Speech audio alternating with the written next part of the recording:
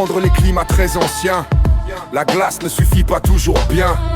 Les glaciers ne gardent qu'un court passé, quelques millions d'années seulement conservés. Alors les scientifiques cherchent autrement dans les roches sédimentaires du temps. Elles gardent dans leurs couches profondes les traces du climat de notre monde. Les moraines laissées par les glaciers peuvent en roche être transformées. On les appelle alors d'éthylite, indice d'un climat froid très explicite. Les stries glaciaires gravées dans la pierre montrent la présence d'anciens glaciers sur Terre et indiquent même leur direction dans leur lente progression. Les blocs erratiques déplacés très loin par les glaciers sur leur chemin, comme le gros caillou célèbre à Lyon, montrent un climat froid dans cette région. D'autres roches indiquent chaleur et soleil, quand les climats étaient tropicaux pareil. Les évaporites comme Alit ou Gypse naissent quand l'eau chaude s'évapore dans les bassins propices. Les latérites riches en aluminium se forment en climat tropical humide au maximum. La bauxite en est un exemple connu, sous plus chaud des sols battus. Les argiles comme la kaolinite s'accumulent quand la chaleur s'agite. Et le charbon montre la végétation avec forte photosynthèse et production.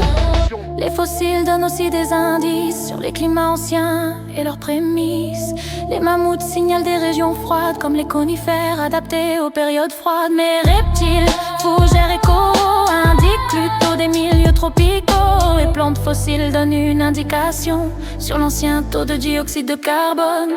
Les stomates sur les feuilles observées permettent le CO2 passer d'estimer. L'indice stomatique fait la relation entre stomate et cellules de la végétation.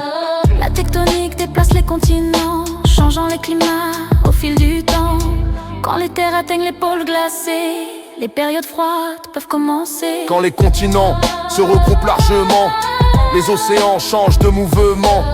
Et sur de vastes régions continentales naissent été chaud et hiver glacial. Chilites, stries et blocs déplacés sont les signes des climats glacés. Vaporites, charbon, argile accumulée indiquent des climats chauds et ensoleillés. Fossiles, plantes, des continents déplacés, des climats anciens reconstitués dans les roches depuis des millions d'années.